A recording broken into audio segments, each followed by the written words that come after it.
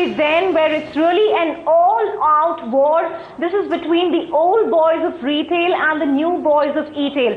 We're talking about the likes of Future Group, Shoppers Stop, which held a mega press conference today on that DIPP press note last week, which spoke about the new norms with respect to FDI in e-commerce. Now remember, this comes at a time when some companies such as Amazon are buying time when it comes to implementing these norms because it goes against their existing structure. To really slug it out in a sense on the show, we have a very powerful voice, Krishna, none other than Kishore Biyani of Future Group, who's really been leading the charge on behalf of retailers. Mr. Biyani, such a pleasure to have you on ED Now Startup Central. You know, on the face of it, there's more clarity. The field has been leveled between you and the e-tailers. So why are you still complaining? I think since the clarification has come in, we are seeing more heightened activity of contravention to exactly what the clarification is all about. People are still continuing with advertising. People are still behaving in the same way they used to behave. I think marketplace has been defined very well. Inventory-based commerce has been defined very well. But I think the business continues as usual. The discounts are still happening. There is no direct seller and buyer relationship. So there are multiple contraventions which we believe are bad in law and spirit both, which continues to happen. And so somebody will have to raise the voice on this. Mr. Biyani, this is Krishna here from Mumbai studios. Is it really unfair that some of these, e-commerce companies, such as even biggies like Amazon, have sought time till September to comply? Why are you still crying foul? I think one has to look at the clarification. The clarification says that this clarification is from immediate effect. Right, Mr. Biyani, you've also been railing against the likes of Big Basket, which follow an inventory-led model. Now, Big Basket has defended itself vigorously, even on this show, saying that their structure is different and the way they've structured their operating entities means that, they are well within the norms. So, what is the real problem here? I mean, Big Basket has been around for more than a year now. Why is this being, really raised now and at such a huge level? But when the clarification comes in on an inventory-based model which is not allowed, it becomes very open and clear that they are contravening the laws. All right, Mr. Biyani, tell us, do you believe, the government can really have a say when it comes to things like pricing? How can the government practically monitor, other schemes such as cashbacks which retailers may now use to get around the discounting-led model? I think the cashback is a relationship between the banker and the buyer. It's not a relationship between the marketplace and the buyer. So that's what has to happen. The marketplace cannot have a relationship with the seller except that he's bringing the seller and the buyer together.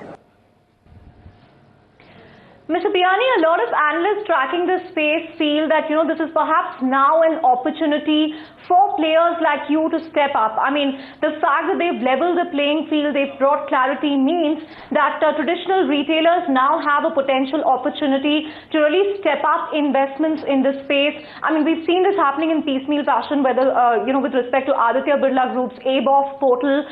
You have acquired Fab Furnish this week. But beyond that, what is Future Group's game plan going to be as far as online commerce is concerned? I mean, what about big categories like electronics and fashion? I think electronics, we are already there, ezone.com, ezone.in rather, and Fab Furnish will get our entry into home retail. And once things subside down, there are enough opportunities for us to get into various segments of retail. Mr. Biyani, as we speak, we've heard Alibaba overtaking Walmart in terms of sales and becoming the biggest retailer in the world. Is online commerce, at the end of the day, a reality that we need to come to grips with? And more importantly, how are you preparing for the battle ahead? I think online, worldwide, offline still constitute 90% of the business. And even in online, if it is 10%, 5% comes out of multi-channel. So pure online is still 5% in a very, very evolved market. So I think 95% is still happening by the brick and mortar stores. And we are seeing a trend of a lot of brick and mortar people buying online retailers. So I somehow believe retail is retail. It's selling product and goods and brands to the customer. So it doesn't matter how they buy it. Technology support is being used by online retailers as well as offline retailers both. Mr. Biyani, beyond that big show of strength today in Mumbai, you, a whole host of other retailers, what is the next course of action going to be for you in this battle, so to speak, against e-tailers? I think the association will have to keep on reviewing the situation. We'll keep on meeting periodically and decide the next course of action. All right, Mr. Biyani, one last thing before we let you go. Tell us, will you be going to the courts if nothing else works out? I think the clarification is quite clear, and somewhere or the other the enforcement has to happen. So we don't think that we are wanting any litigation on this.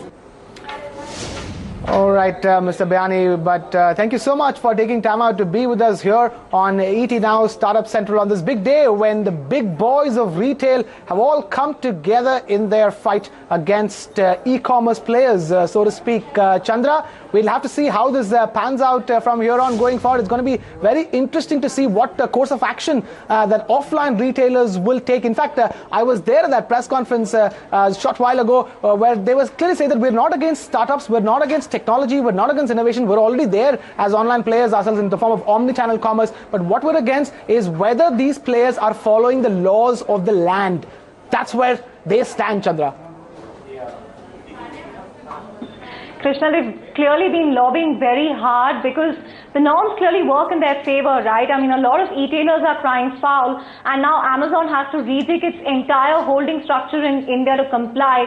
But I guess we'll have to wait and see how this battle plays out. But Krishna, even as Indian players have been slugging it out, there's been a global milestone that's been achieved when it comes to retail.